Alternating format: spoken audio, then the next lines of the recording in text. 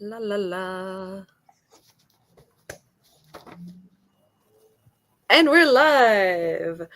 Yay! So here we are with Lori Bowman, which is very exciting because I don't know Lori all that well. So I always like to have it's kind of funny. It's like a fun vibe when you do know the person, and then it's a fun vibe in a different way when you don't know the person. And like, not that I don't know you at all, but yeah, we're just kind of in We've a never couple of chatted before. yeah, we're just in a couple of communities together, and so yeah. But you write, I want to say YA romantasy. Am I completely thinking of somebody Well, else? I definitely write romantasy. I don't know if it's YA. Okay. It's all over I'm all over the place. I write rom-coms too. I write romantasy. Yeah, I'm all over the place. But romance is kind of my jam. I love romance. Awesome. Cool. Which one do you like better, romantasy or rom-coms? Ugh. It's funny. I wrote like this little story recently, and it's got a lot of rom-com in it, but it's a fantasy. So I'm like, I don't know. I lean all over the place. It depends on my mood. I'm a mood writer, so whatever I'm into. So I have a rom-com that is due to my editor like 2 months ago, and I'm like, it's just not done yet because I got super excited about this romantasy thing that I was doing, and I'm like, oh, sorry. She's super cool. So she's like, no worries. Give me whenever you can. I mean, you're paying her, right? Exactly. I mean, I have to like schedule it again, but yeah. Yeah. I get that. I have like some kind of like darker stuff, and then I have like my comedy stuff, but I always like have to qualify like I'm incapable of being entirely serious. So like there's quite a bit of humor in my urban fantasy too, which I feel like to a certain extent is like an expectation of the genre, so it works for me, but I don't know, like my new series is like it's real fucking dark, but I like can't help but also like sprinkle in these like ridiculous scenarios. So I don't know, it adds balance. We'll say that. I did it on purpose because When of you the say balance. dark, like what are we talking about? Do you have like a comparison author for that? So I don't know, like the author that popped into my head immediately when you asked that was Steven Erikson, but he's not an urban fantasy author. He writes like epic fantasy, and Hmm. my stuff is not quite as dark. Like he writes like grimdark, but like I Gotcha. was reading his like popular series, which is the Malazan Book of the Fallen, while I started writing this series, and so I was kind of influenced by that, and so like it is kind of dark, and like I do just like kill off characters here and there because like that's realistic. It's a war series. Like this series takes Mm. like the first book is kind of like the lead up to it, and then like second book is kind of like the first sort of um like instance, like the first kind of almost attack of like the enemy, as it were. Hmm. And then books book three is like the start of like really fighting it out, and then book four, which is the last book and the one that I'm writing right now, is just straight up war, like. And so Hmm. it's dark in that sense, and then yeah, like you can't just have a war where there's nobody dying, like, or Yeah, like it's only not Star side Wars. characters. Yeah, like it's Mhm. not um yeah, we don't have stormtroopers who can't aim. These are like actually dangerous people, with magic. So Which makes it even more fun. I think that's why I like the fantasy. I always like lean towards that because I'm like, okay, so in a rom-com, like a contemporary rom-com, I'm like, well, where's the magic? And so you have to like create pretend magic that's not really magic. Mhm. But in a fantasy or romantasy, you can add like fun stuff that just and make it funny because I like the funny part of it. Yeah, I actually had a friend, who was asking around kind of about like wanting a co-author for a new series she's writing. But she writes Western romance, and I was like, oh man, I do actually have an idea that would be like really good for her series because I've read all her books and like I Mhm. know her vibes and everything. And then I was like, but can I write a book without magic in it? Like I feel like I would constantly just be like, and then there was a curse. Nope, nope, there wasn't, nope, nope, nope. Just romance, just romance. It's fine, it's fine, it's fine. I can't do it. As you rock back and forth. It's fine. It's totally fine. I can do this. I'm just like, yeah. No, I can't do it. I can't write without magic or humor, apparently. So It's a good shtick. It's fun. yeah, it is fun. I So do think you I write? enjoy it because I make myself laugh, and if I can make myself laugh, I'm like, "Come on, someone else is gonna laugh too, right? Like, it's gonna be funny." Yeah. I do like find myself like reading back over my things and like laughing, and then I'm just like, is that like, I don't know, is it like egotistical to like laugh at your own stuff, or is it just like, I don't know. I It's always feel a good. little bit odd about it. Mhm.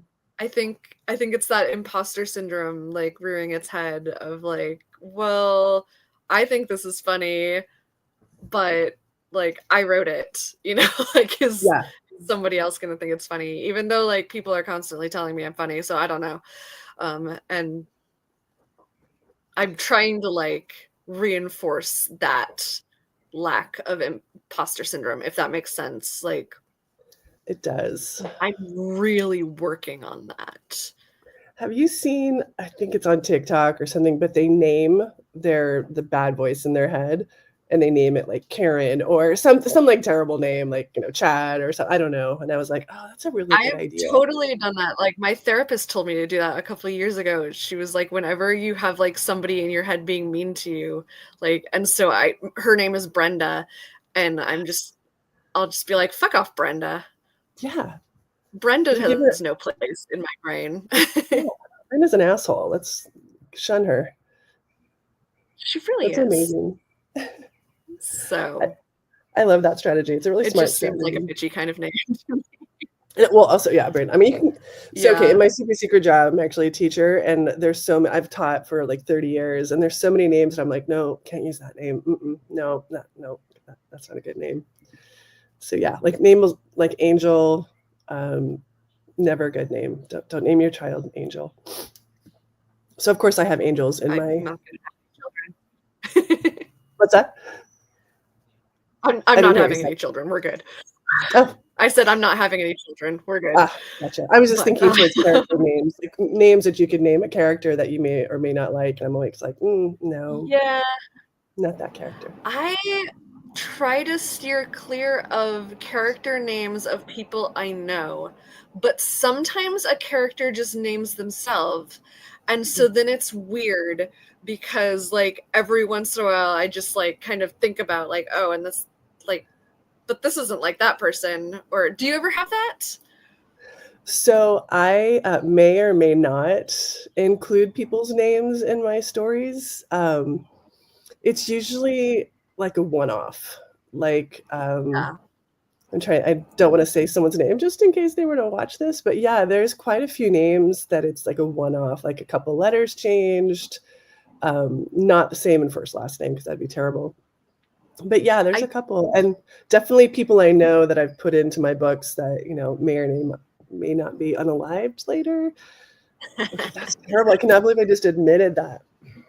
I Just have kidding. definitely like based characters off of people in my life, and definitely like people I like, those characters have good things happen to them, and people I don't, those characters have bad things happen to them. I think we all do that. In fact, I have a mug that says something like, do Yes. not annoy the writer or she will Yes. write you into a book and kill you off. It says it with more brevity, but Yes. Yes. I think so that's I so funny. yeah. Um Yeah. So you also kill off characters then. Yeah. And well, okay, so I tried my first rom-com. I tried to make it super funny. I didn't know what I was doing, and it turned out to become like a suspense. Like I had the main character get beat up. I'm like, that's not funny. It's not a rom com. But in my fantasy series that I'm developing, absolutely, I kill them off. And one of my series is like kind of Norse based, so there's like hells involved and gods are involved, and it's so fun because then you can bring them back to life or not bring them back to life because that's not appropriate, and they come back as zombies and whatnot. So yes, I absolutely do, and it's a blast. That's I make awesome. I I'm sort of torn on the idea of bringing back characters because on the one hand, like it's kind of a fun little like surprise twist or something, but on the other hand, it's like I don't want my readers to expect like, oh, mm, killed this character off, but maybe she'll be back. We can hope, or I don't know.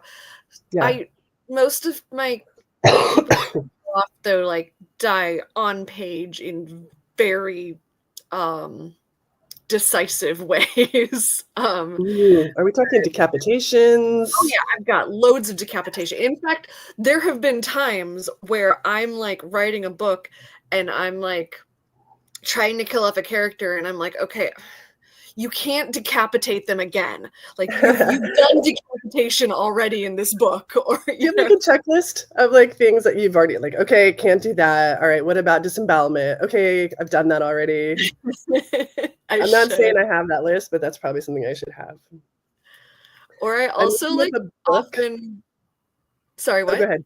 I was gonna say I'm looking up a book that just grabbed me one time. It was in this in the warning, but I'm gonna find the name of the book in a minute. And it's not well, it's sort of a rom-com, but it's like serial killers. And it has a trigger warning at the beginning, and it talks about killings and all, makes a huge list of all the things that you should be worried about. But one of them is sort of cannibalism, or no, accidental cannibalism. And I'm like, I'm in. Like this book, I'm totally in. It is freaking hilarious. I'm gonna find the title of it because it's so funny.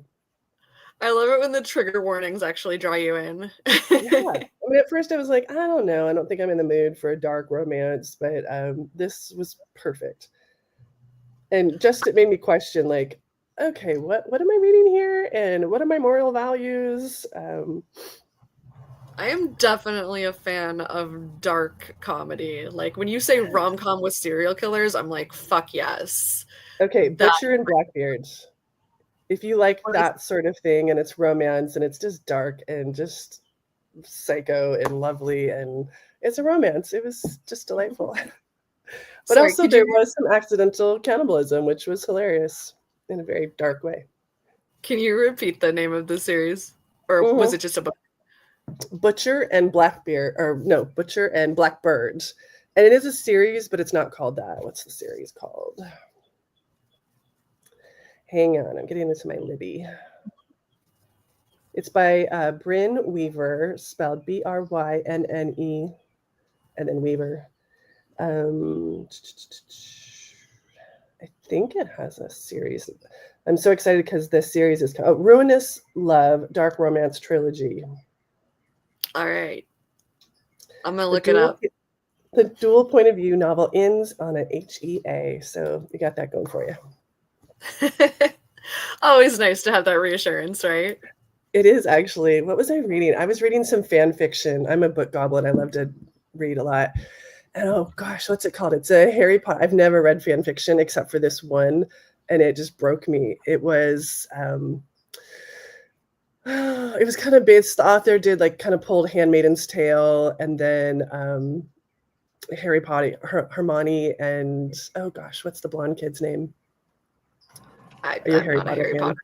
Okay. No. Well, if you don't like Harry Potter, you won't like this. But anyway, the book was so amazing, and I was so like into it. And I have this thing where I have to have a happily ever after. Like if I know there's not a happily, at least I know it going into it.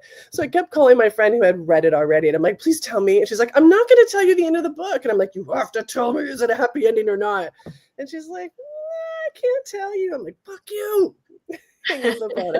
I have to know. As long as I know it's going to be happily ever after, I can handle the darkness, the sad, all that. But I need it to be happy at the end. Don't read my If books. no happy, well then are you? So then it would be fantasy with romance, right? Oh, I Like don't this write is romance. No. oh, I thought you wrote romance. Why did I think that? I don't No. know about that. No. I'm superimposing I my have own thoughts onto you. that's okay. I have a romantic subplot in my comedy series, and that does have an HEA. Although, like, again, it's not a romance series, so it's not Gotcha. like the point of the end is not they get together, but there is a happily ever after to that subplot. The rest of my books have zero romance in them. In fact, the Mhm. series I'm working on right now is there are two main characters, yes, and it is a man and a woman, yes. The woman is a lesbian nun, and the man is an ace aro, is ace aro. So Mhm. Yeah, there's no romance there. there's zero chance of romance in this That's series. awesome. But there's the epic fantasy aspect. So they go on a journey. Is that what they're doing? Yeah, yeah. There's definitely I use tropes that are expected, and you put your own twist on them. Yeah. So like the story arcs are, I don't want to say predictable, but they're comfortable. Mhm. That's I think the point of tropes, of using tropes, is that it's comfortable, like you can kind of tell where it's going, but the details can surprise you, right? I love that phrase, comfortable, because you're right. Like if you're picking up a book and you know what the tropes are, or at least you see them in there and you're reading it, it does feel comfortable and you want to keep reading because you're like, oh, this is nice and this is what I like. Hmm. And I think that's really what genre fiction is all about. And I would argue, and I know that this is probably something that a lot of people would very much disagree with, but I would argue too that literary fiction, because there's always this like disconnect of genre fiction versus literary fiction. And I Hmm. would argue that literary fiction is a genre that has tropes and expectations of its own. And I feel like that's something that like those diehard like genre fiction is not real art or whatever, not real literature, would just like die on the hill of no, it doesn't. But there are definite tropes of literary fiction. There, you want a specific writing style, you want a specific like there has to be some kind of conflict that completely changes the character. There has to be like there are arcs that you expect in literary fiction in the same way that you expect a happy ever after in romance, in the same way that you expect a murder to get solved in a cozy mystery, in the same way that you expect in a hard-boiled mystery that there's going to be that the sleuth is kind of a loner. Like there are Yeah, all yeah. of these expectations in genre fiction, and literary fiction is the same way. And that is a hill that I personally will die on. I love it. Revolution. It's it's interesting to me because I will read anything. I mean, obviously, even if it has Yeah, not a same. happy ending, I'll read anything. But it is, you're right. I never thought about that like that. I just thought, well, I'm the kid who loves CW. Like when I was a kid, I would watch everything on CW, which is like your Buffy, or I'm aging myself now. But any of those kind of shows, I would love them. And people would be like, well, no, I was like, you can't watch that. That's, watch your PBS, watch your, and I'm like, no, I don't need that right now. I use PBS. I'm sorry. Sorry, PBS. I really loved you as a kid.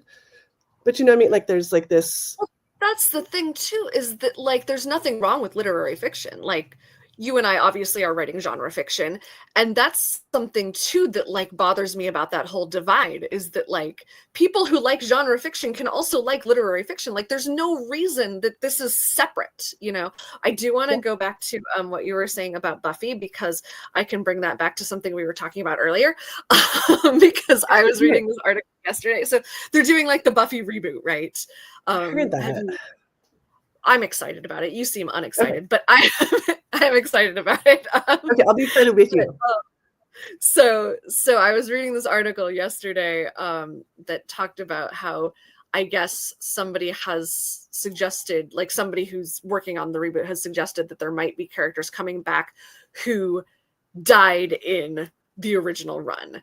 And so the article I was reading was an interview with Charisma Carpenter, who played Cordelia, and she was Oh, talking about, it would be really cool if they brought back Cordelia. And I think it's possible because, like, when you think about how she ended up in Angel, which I'm not going to give any spoilers, even though it's like a 20-year-old show.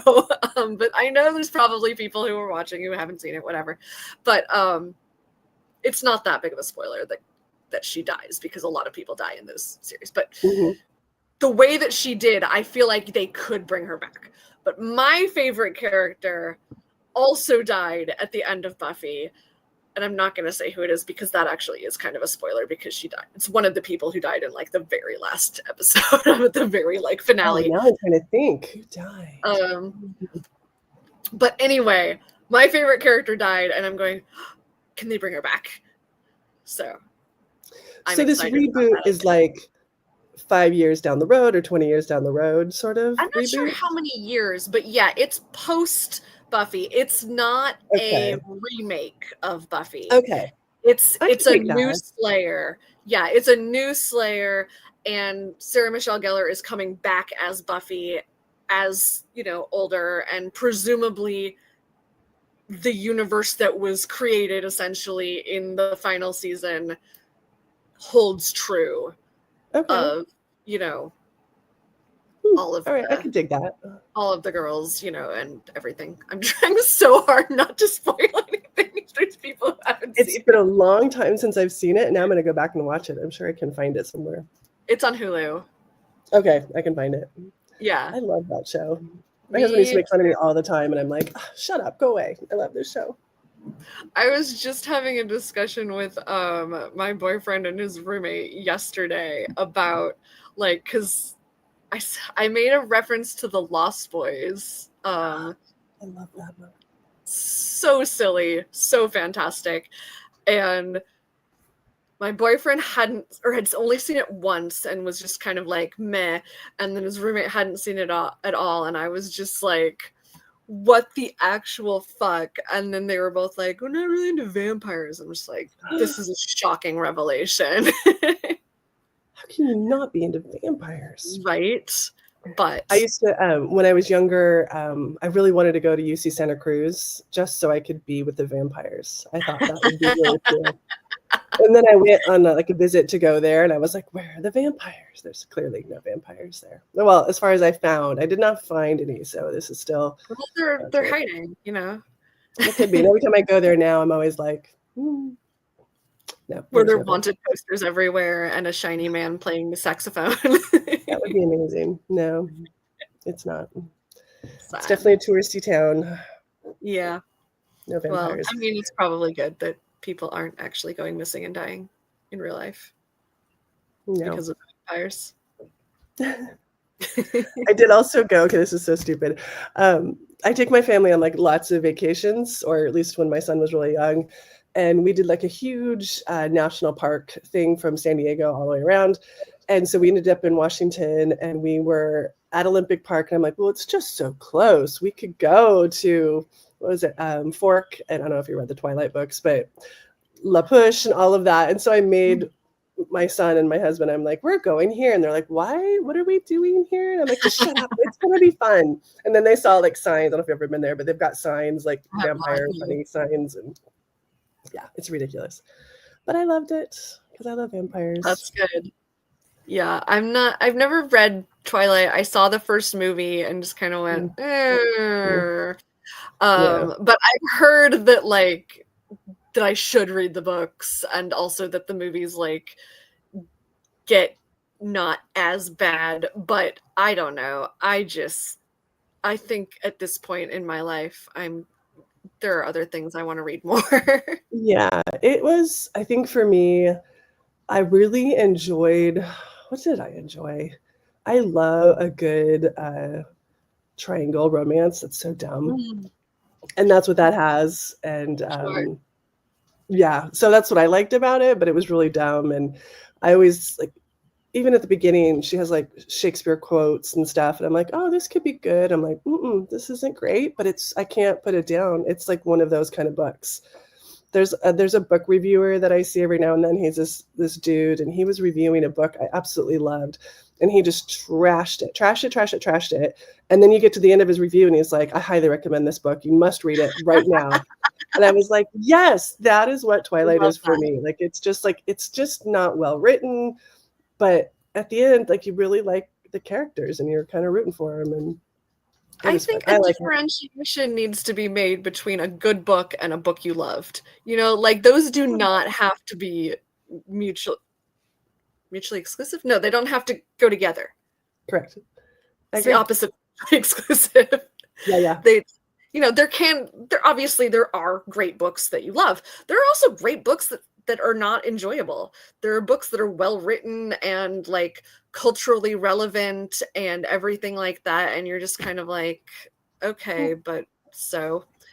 And Yeah. then yeah, there are terrible books that you're just like, but I love it. I know it's bad. I don't care. Yep. I mean, Goes back to same my goes for like CW movies thing. too, you know? Yeah. What's that? Yeah. I didn't hear what you said. Well, I was making exactly the same point you were. You said the CW, and I was saying movies too. Yeah. Because I Lost Boys is not a great movie, but it It's is so great. fantastically enjoyable. Oh my gosh. The Corys, was it both Corys or just the one Cory in it? It was both Corys. Cory was the It cute was, one, and then yes. the other. Oh my Uh, gosh. Who was Corey's little vampire hunter friend? Anyway, those two were the best thing about that whole movie. And the dog. The dog was pretty great. yeah.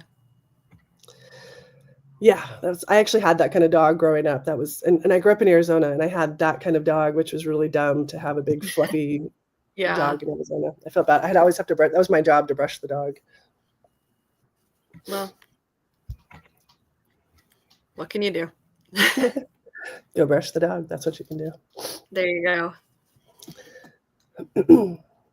So, what do you do as a to make money? Not that you're not making money from books, but do you have a full-time job or anything? I know that you do work like in a real I job. so yeah, I have a part-time job Mhm. as a cook in a at a co-op. So like you go into the grocery store and there's all the like food out that's like grab and goes, or they're like a hot bar and a salad bar and stuff. So I make that food. Like Oh, we have a awesome. production kitchen. Um so I was a chef for a while, and so this was kind of my like stepping backward into something less stressful, less demanding, so that I can focus on writing. And then so I do that. I also do a lot of like freelance editing. I do some Mm. freelance sensitivity reads. I do some author like PA work. I just recently started helping an author run her like paid newsletter um program thing. Mhm. I just kind of cobble together a lot of stuff so that like I can spend as much time as I want on writing, because I can like ease back on those things as needed, or um step up on them as needed. And so they're very flexible in that way. So that's kind of how I do that. I consider myself a full-time author because I do spend a full-time amount of time doing it. Sounds like And you are. huh? That sounds like you are. You're doing all the things. Yeah. And so having like the flexibility to allow myself to do that is really important to me. That's awesome. Good for you. So, as you were talking, you said you were a chef, and I just wrote this book. It's not out yet. It's the one that I owe to my editor. It's called Chef's Kiss, just a romantic, fun. And I had to research. I'm not a cook by any means. I can't cook well. I have to like follow the instructions, and even then I mess it up. So I had to try to get into a chef's mind. So I read Julia Child's memoir. I read Anthony Bourdain's memoir. I've been watching The Bear, and yeah, that's super stressful. Like really, I can't Mhm. even imagine Oh being a yeah, chef. Like that's crazy. I'm a teacher, and I feel like that can get pretty stressful. But no, a sure. chef is Yeah. crazy. It's very like a high pressure, like it's a lot of like high pressure periods, and then also a lot of doing things outside of that as well, because you have to do menu planning, you have to do prep work, you have to, and so it's like, Mhm. it's a very like up and down kind of situation. And it is not for the faint of heart. I can't And imagine. additionally, it's something that if you're going to do that, it's because that's your career. And it wasn't that for me, Mhm. because authoring was my Yeah. career. And so ultimately, I was just like, I can't do both of these things. So that's kind of where we stand there. I've done some beta reading like for friends, and one of them had a character who was a baker and got so much stuff wrong, and I was like, I'm so glad you had me read this book. Like, I don't think she knew that I had that background. It was just like, Uh-huh. you swap books with friends, and Yeah, yeah. just, and I just like, there was, my favorite was that, like, so the character had a mysterious past, right? And so she had him always wearing shirts that were like buttoned all the way down to the wrist, and occasionally he'd like kind of tug at them, like they had to be covered to the wrist, and it was very clear like that she was hinting that he had some sort of tattoos that would like indicate what his mysterious past was, and Mhm. sure enough that turned out to be the case. But he's working in a bakery, and he's Mm. got his and I was just kind of like, look, I realize that you might not think of this, but that's disgusting. Yeah. Like, you can't do that. Like, you need to be like kneading the bread. You need to have like Elbows deep. yeah, well, maybe not elbows, but like, yeah, like you cannot have sleeves that go past like your forearm like this. Yeah.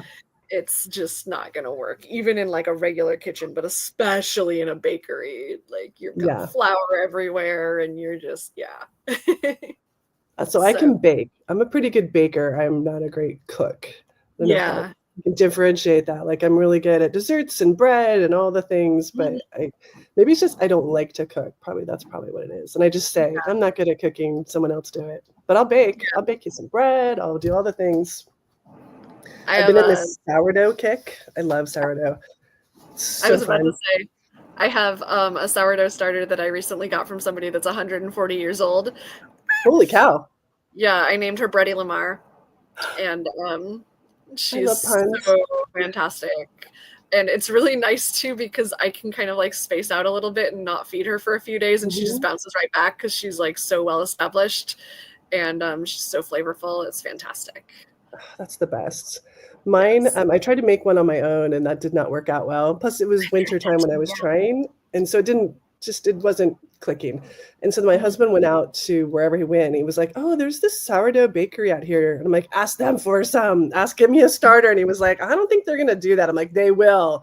And so he brought home a little starter, and I'm like, "Yes." So I Yeah, call her Willie, Wilhelmina. No pun, just Willie.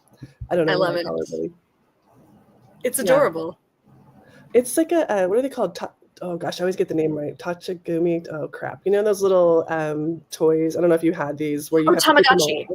Thank you, Yeah, Tamagotchi. There we go. I think I Yes, had that's what it one in like reminds me the of. mid 90s. Not that I had one clearly, but that's what it reminds me of. Yeah. They're so fun. I just love. Anytime I can make my bread, I'm like, this is a good day. Yes. Yes, very much so. Yeah, and it's not just bread, like I'll use it for like everything. Like sourdough pancakes, sourdough Yep. scones, sourdough biscuits, whatever. It's We have fantastic. not lime trees. I wish we had lime trees. We have a bunch of lemon trees and orange trees, and I found this recipe, which I never thought to do it together, but blueberry and lemon. So I make Mm. those all the time, like the bread, anything with that. Not always the bread, but like sweet, like muffins and stuff. Oh, so good. I just got a bunch of blueberries from a coworker. I'm very excited, from Blueberries her are the yard. best. Yes. What are you gonna make So with them? Or are you just gonna eat them? I think I'm just gonna eat them. I don't know. I have some frozen blueberries too. They're like from like last year, I think, from somebody's yard. I don't remember who, but I'm thinking those I might make a sorbet because they're like already frozen. So you just blend it. Yum. Yeah, that'd be Oh, now I'm good. jealous. I have a bunch of blueberries in my fridge. You could do that too. I could. Well, I went to Costco, so I have like the ginormous, crazy There you amount go. of blueberries. Yeah. I love You, it. the possibilities are endless. They are. Blueberry. Okay, so I'm a freak about blueberries. So I have like blueberry juice all the time, and everyone like people don't normally drink blueberry juice, and I'm like, oh, it's so good. They're like, no, no, I'm good, thanks. Like, why? It's really good. Here, sure, try it. Nobody wants I've some. definitely gotten blueberry juice and like put it in like sparkling water. That was really good. Yum. That sounds Yeah. great. Yeah, I have a soda stream, so I just like put Oh, that's random juices in my thing, and it's like it's not soda, it's not like super sweet. It's good. It's what but I it's got that do. carbonated Yeah. niceness. Do you ever put Yeah. stuff like that in your book? Like, because you've been a chef or you still cook, and do you ever put stuff from what you do? I have I have one of my characters, Trevor, is like kind of a foodie, and then Tilly, also kind of a foodie. So I like have them like make interesting foods or like go out to eat and they're like really into the food and stuff. Although one time, so I had Trevor make this like so it was like right at the beginning of this book, and they're like he and Maddie are like getting together to try and find Tilly who's been kidnapped. Well, she's gone missing. Mm, So like she goes to his house and he's made this like fantastic meal for her, and she's been on a bus for like 3 days, and so it's really nice. And so I had him make etouffee, which is this like oh, yep, seafood situation. But then I thought better of it because I was like, you know what, I don't know that like people are gonna know what that is, and it's kind of distracting when something like minor pops up where you're just like, I don't know what that is. And so I was like, I'm yeah. just gonna change jambalaya because I feel like that's a more common thing. But because of the etouffee, I had him also making rice, but then Uh-huh. jambalaya is a rice dish, and I forgot to take out the rice. And I had her email me and be like, I just like wanted to make sure you know that like this is a rice dish. And I was like, do I tell her that I'm a chef? No, just thanks. I didn't. I was just like, oh, and I explained, that I had the other dish and stuff, but I was just like, I'm not gonna be like, oh my god, like this is the stupidest mistake ever because of this. But It's the best story though. Imagine putting that like in a newsletter that like this is why that happened or whatever. I just think those kind of things are really fun. I think people would want yeah, to know that. yeah, maybe. I don't know. I was just embarrassed. But you can play it off. You tell what was your person's name? Brenda? No, what was her name? Your Oh bad yeah, voice. Brenda. Brenda, you tell Brenda to Uh-huh. fuck off because that's like gold right there. People want to know that stuff. Like the Well, behind the clearly I'm not scenes. that embarrassed because I just like told you the story on like we're It's live. So awesome. It's awesome. yeah. Well, because I think Um people want to know authors and the fact that you are a chef or we're a chef, and I think that's pretty awesome because they're going to want to know those little details. I mean, they don't have to know like where you live and dox you or anything, but that's interesting, right? Because then as they're reading your stories, they're going to be like, oh, that's why she put that part in because she knows. I think that's yeah, cool. I do have a lot of food in my books. Although also like it's kind of a struggle because I'm a vegetarian and my characters aren't. And so it's like always a struggle to be like describing like the flavor of something. And Mm, I'm just like, ew, ew, ew, you're eating an animal, ew.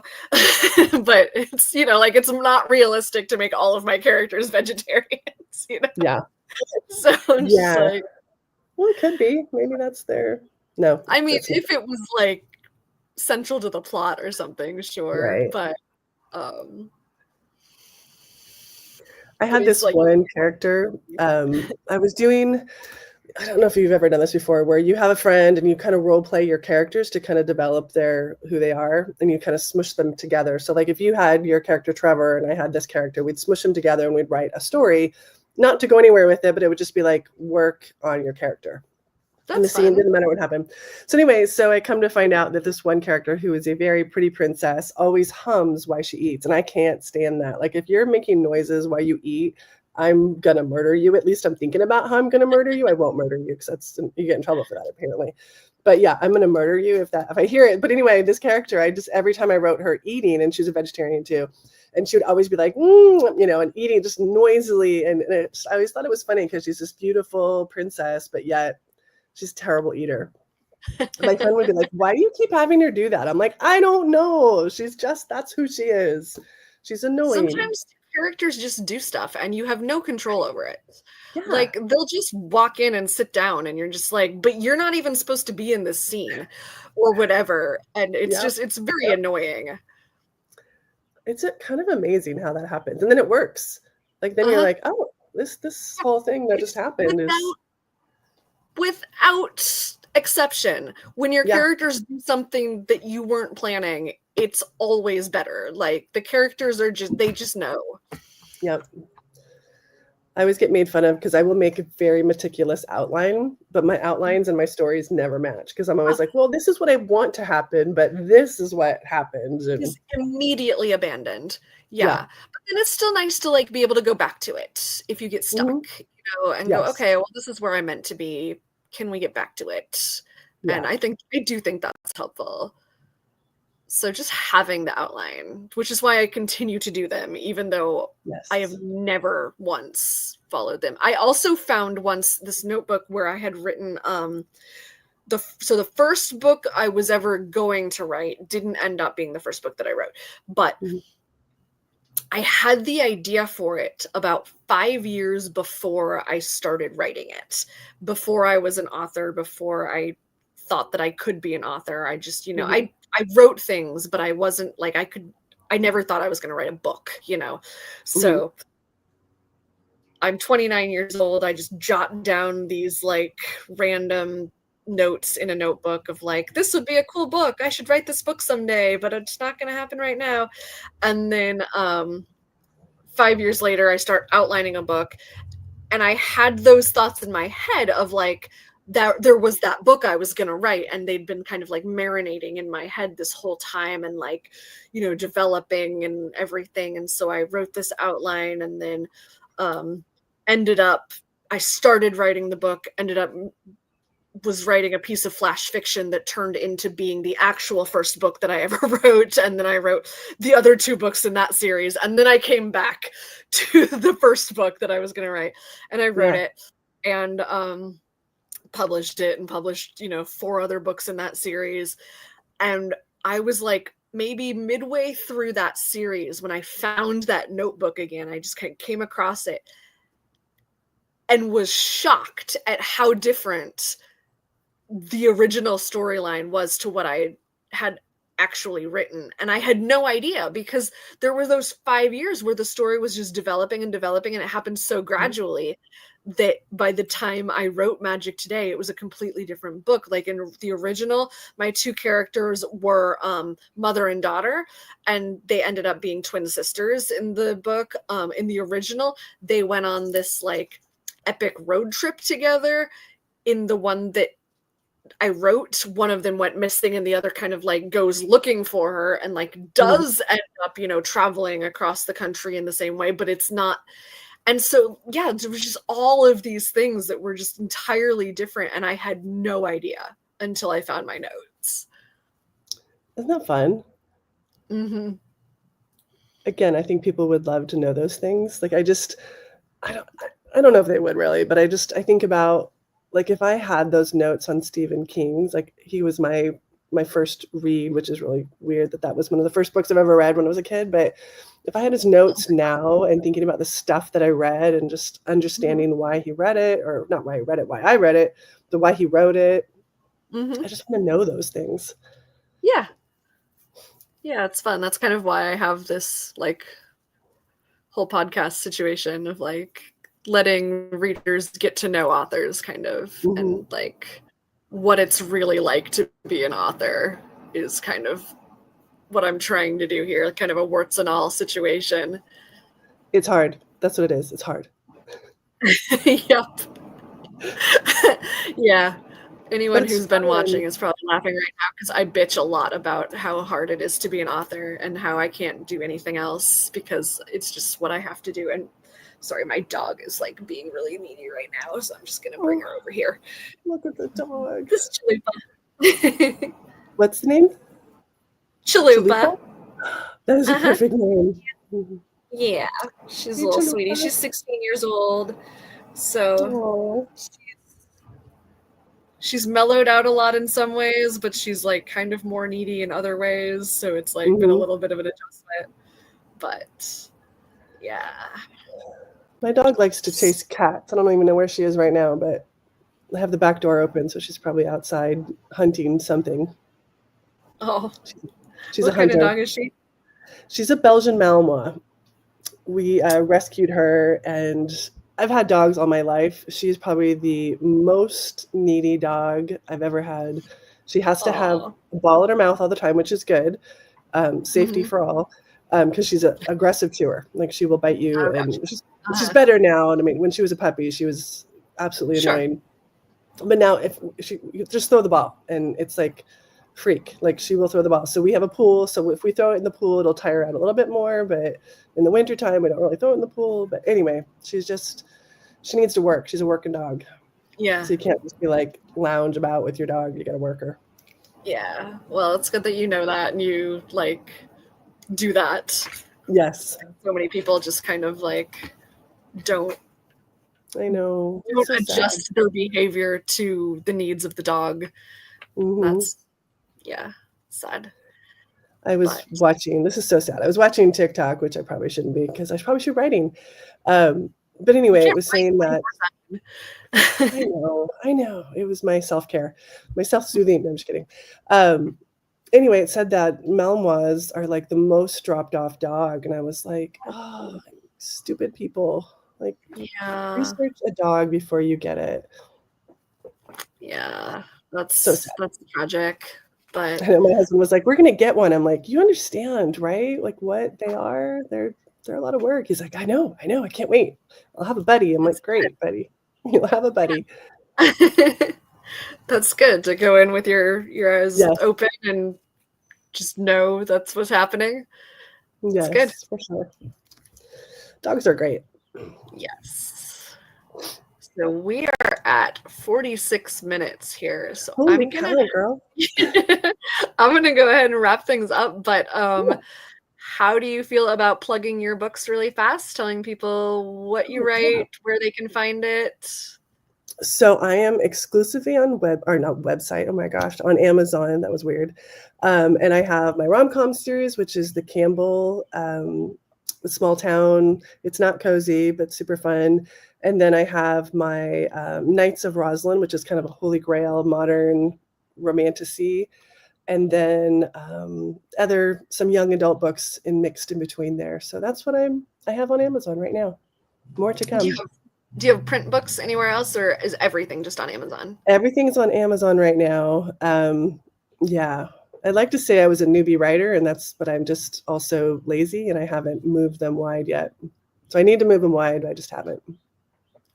Well, in the meantime, I will link to your Amazon site in the description of this video, Thank and you. um, hopefully people will come and find it. Thanks. So, This was fun.